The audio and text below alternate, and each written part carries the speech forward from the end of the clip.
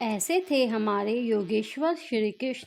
आर्यव्रत में भी श्री राम और श्री कृष्णा ऐसे दो महापुरुष हुए हैं जिन्हें राष्ट्र पुरुष और इतिहास पुरुष की दृष्टि से अद्वितीय कहा जा सकता है। श्री राम मर्यादा पुरुषोत्तम है और श्री कृष्ण लीला पुरुषोत्तम है। पुरुषोत्तम दोनों हैं। पुरुषोत्तम अर्थात उत्तम पुरुष अर्थात आर्य। महर्षि दयानंद ने सदाचार निर्माणार्थ जिस सत्पुरुष की गणना सर्वप्रथम की है वह योगेश्वर श्री कृष्ण ही है। उन्होंने लिखा है, श्री कृष्ण का जीवन आप्त श्रेष्ठ पुरुषों के सदृश है। देखो, श्री कृष्ण जी का इतिहास महाभारत में अति उत्तम है। उनके गुण, कर्म, स्वभाव और चरित्र आप्त पुरुषों के सदृश है, जिसमें कोई धर्म का आचरण श्री कृष्ण ने जन्म से मरण पर्यंत बुरा काम कुछ भी किया हो, ऐसा कहीं नहीं लिखा। और इस भागवत वाले ने अनुचित मनमाने दोष लगाए हैं, जिनको पढ़ पढ़ा सुन सुन के अन्य मत वाले श्री कृष्ण जी की बहुत सी निंदा करते हैं। जो यह भागवत न होता तो श्री कृष्ण जी के सदस्य महात्माओं की झूठी निंदा क्यों की होती। आओ जाने योगेश्वर के महान चरित्र के विषय में। संध्या और यज्ञ के प्रति श्री कृष्ण की निष्ठा। श्री कृष्णा ईश्वर के बहुत बड़े उपासक थे। किसी भी परिस्थिति में उन्होंने संध्या एवं यज्ञ का परित्याग नहीं किया। युद्ध काल में भी वह निरंतर संध्या यज्ञ करते थे। दूत कर्म पर जाते हुए रास्ते में सांझ हो गई तो वे संध्या के लिए रुक गए।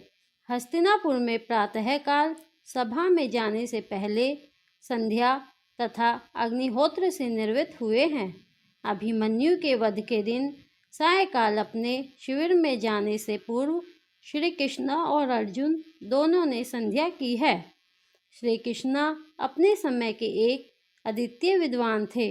वे वेद वेदांगों के ज्ञाता, दान, दया, बुद्धि, शूरता, शालीनता, चतुराई, नम्रता, तेजस्विता, धैर्य, संतोष आदि सभी गुणों में अनुपम थे।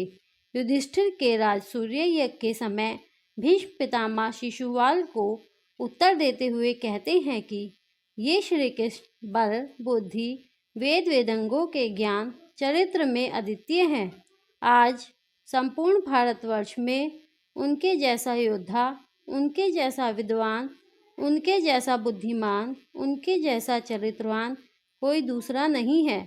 वास्तव में श्री कृष्ण के समान प्रगल्भ, बुद्धिशाली, कर्तव्यवान, प्रज्ञावान, व्यवहार कुशल, ज्ञानी एवं पराक्रमी पुरुष आज तक संसार में नहीं हुआ। सत्यनिष्ठा के समान ही वे कुटिल राजनीति के भी उपदेष्टा थे। गृहस्थ जीवन के प्रेमी होने के साथ साथ अत्यंत संयमी और योग विद्या पारंगत योगेश्वर भी थे। संक्षेप में यह निसंकोच कहा जा सकता है कि श्री कृष्णा भारत की संस्कृति और राष्ट्रीय अस्मिता तथा राष्ट्र धर्म के मूर्तिमंत प्रतीक है। पुराणों ने चोर जार शिखमणि के रूप में जिस कृष्ण का चित्रण किया है उसका अनुमोदन महाभारत में कहीं नहीं है। वह केवल पुराणों की लीला है और इसके पीछे व्यक्तिगत वासनाओं की पूर्ति के लिए अवचेतन मन में छिपी मनोग्रंथियों का काव्यात्मक चोले में विकृत चित्रण मात्र है।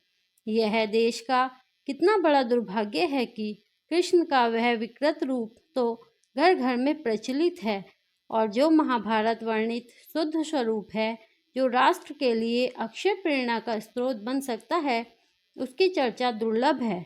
पुराणों की इस लीला के कारण हमने अपने पूर्वज को कलंकित करने की कोई और कसर नहीं छोड़ी है। इस प्रसंग में आज निम्न पंक्तियाँ सत्य सिद्ध होती प्रतीत होती हैं। आओ कृष्ण पर कलंक लगाएं, तुम भी नाचो हम भी नाचें, मिलकर के सब रास रचाएं, तुम एक बार राधा बन जाओ और कृष्ण हम स्वयं बन जाएं। आओ कृष्णा पर कलंक लगाएं, चुनरी खींचें, चूड़ी बेचें, मणिहार हम सब बन जाएं। संध्या यज्ञ बंद करो सब, वेद ताक पर रख दो सारे। तभी माखन हम खूब चुराएं, चोर जार सारे बन जाएं। आओ कृष्ण पर कलंक लगाए, कंसवत की बात करो ना। दूत कर्म हमसे ना होगा, धर्म सारथी बनना छोड़ो। आओ अपने ऐब छुपाएं, धर्म युद्ध निर्णायक बनकर हम क्यों अपनी जान फंसाए। आओ कृष्ण पर कलंक लगाएं। योगेश्वर के चरित्र को हम स्वयं महाभारत के माध्यम से जानें और उनके चरित्र के शुद्ध स्वरूप को घर घर पहुँचाएं और अपने उस महान पूर्वज को हम कलंकित ना करें। जो कुछ महाभारत में है वही अन्य ग्रंथों में है, और जो इसमें नहीं है तो फिर कहीं भी नहीं है। लोक में तत्वज्ञान संबंधी ऐसी कोई सामग्री नहीं है जो इस महाभारत में विद्यमान ना हो। आओ हम सभी मिलकर योगेश्वर श्री कृष्ण के जन्मोत्सव को आज शुद्ध रूप से मनाएं, संध्या एवं यज्ञ करें और प्रतिदिन करने का संकल्प लें। जिस प्रकार भगवान श्री कृष्ण ने विषम परिस्थितियों में भी संध्या में यज्ञ का परित्याग नहीं किया, हम भी संध्या एवं यज्ञ को अपने जीवन का अंग बनाएं और योगेश्वर के इस जन्म दिवस पर उनके उत्तम चरित्र का यशगान करें। धन्यवाद। अगर आप सभी मेरी इस बात से सहमत हैं तो कमेंट कीजिए और बताइए क्या सही है और क्या गलत। अगर आपको ये सब पसंद आई हो तो प्लीज़ चैनल को लाइक, शेयर और सब्सक्राइब कीजिए। धन्यवाद।